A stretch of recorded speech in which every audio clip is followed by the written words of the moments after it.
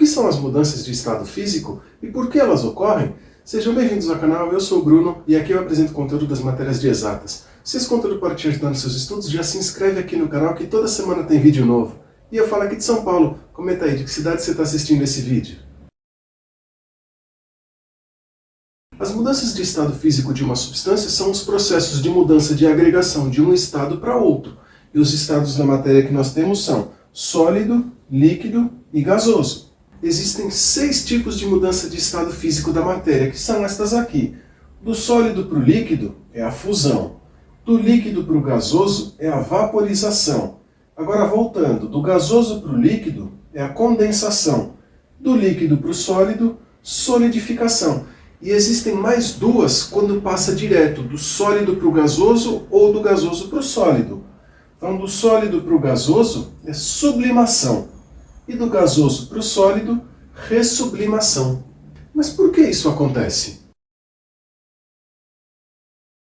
As mudanças de estado físico da matéria estão ligadas às forças de interação, que podem ser metálica, iônica ou molecular.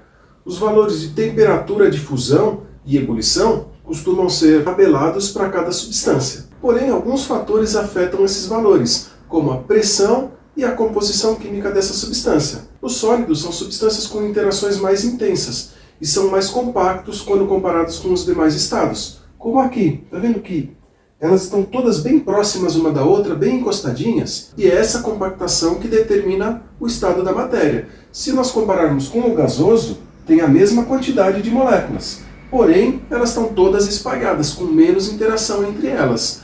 O estado líquido, por sua vez, ele é um intermediário entre o sólido e o gasoso. Para que ocorra a fusão, a matéria deve romper essas interações, e para isso ela precisa absorver energia. Como que essa energia é absorvida? Na forma de calor.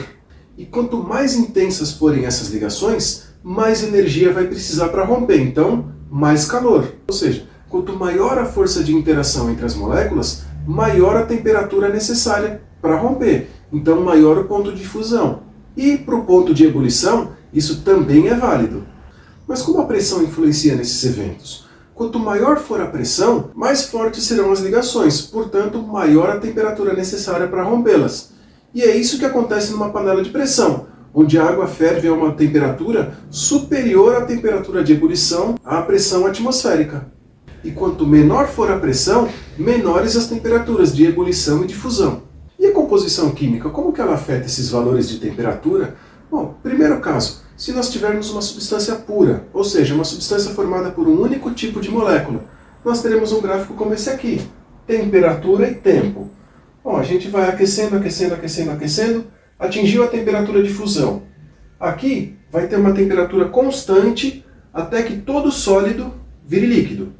Aí vai começar a esquentar de novo, atingiu a temperatura de ebulição, vai manter a temperatura constante até que todas as moléculas virem gás. Aí ele continua aquecendo. Já no caso de uma mistura, ou seja, uma substância formada por duas ou mais substâncias simples, o que acontece? Temperatura e tempo também. Nós vamos aquecendo tudo na parte sólida. Quando atingir a temperatura de fusão da primeira substância, ela vai começar a liquefazer. E nós vamos tendo um pequeno aumento de temperatura até que toda a substância, as duas ou mais no caso, se tornem líquidas. Aí nós temos tudo no estado líquido.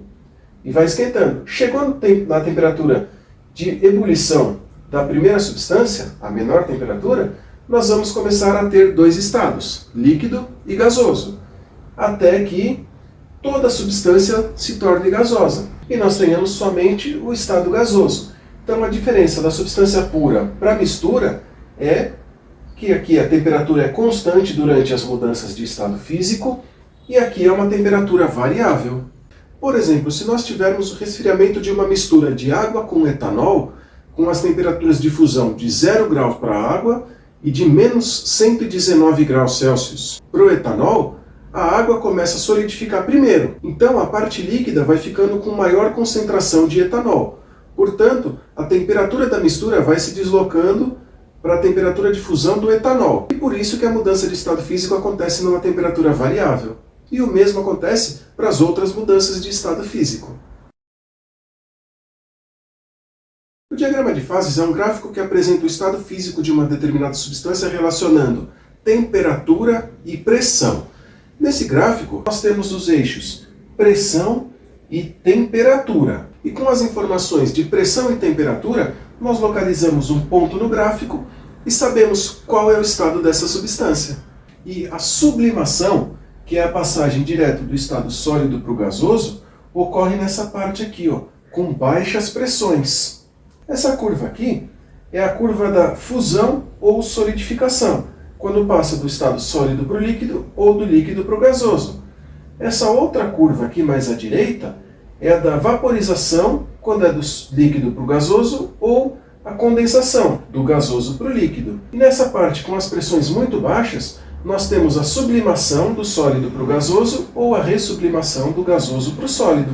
O ponto triplo é um ponto específico de temperatura e pressão, onde nós temos a matéria nos três estados, sólido, líquido e gasoso.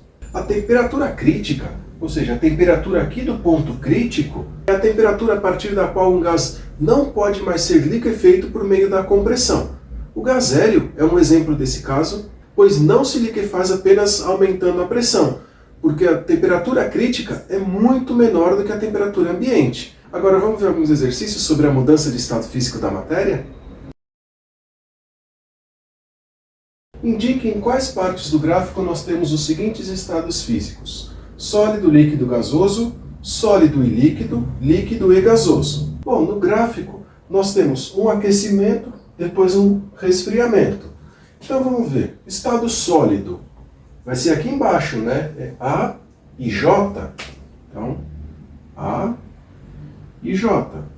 Estado líquido. O líquido é sempre o intermediário, né? Aqui nós temos a mudança de estado e aqui o estado líquido. Então, C e H. Então, o líquido vai ser C e H. E o gasoso? O gasoso é lá em cima. Nós temos aqui nova mudança de estado físico. Então, E e F no gasoso. E e F. Agora, sólido e líquido. Onde vai ser? Entre o sólido e o líquido? Entre o líquido e o sólido. Então, B e I. B, I. E líquido e gasoso? É a outra mudança de estado físico. Então, aqui em cima, D e G. D e G. No diagrama de fases abaixo, determine em que estado está a substância nos pontos A, B e C e o que ocorre nos pontos D, E e F. Bom, primeiro, vamos ver o A, B e C. O A é o estado sólido. Então, sólido. E o B? B é o líquido, que é o intermediário. Então, aqui, líquido. E o ponto C? C é o estado gasoso. Então, gasoso. Agora vamos ver o ponto D. O que é aqui? A mudança do sólido para o gasoso, que é a sublimação.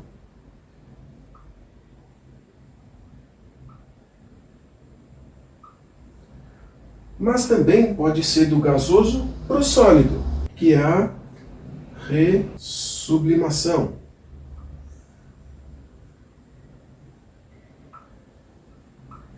E agora o ponto E. E é a passagem do sólido para o líquido. Então é a fusão.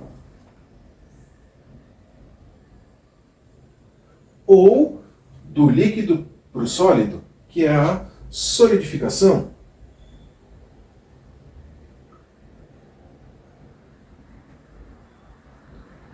E agora, por fim, no F. O que acontece no F? Passa do estado líquido para o estado gasoso, é a vaporização.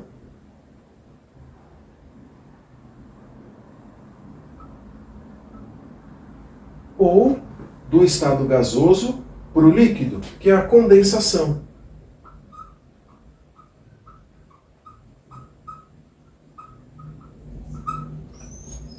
Viram que nós temos muitos detalhes, muitas mudanças e muitos nomes nesse conteúdo? Então bora praticar para ficar craque? Eu espero que esse vídeo tenha te ajudado, e agora que você já é inscrito aqui no canal, deixa seu like e nos comentários uma sugestão para o próximo vídeo. Um abraço, até o próximo vídeo.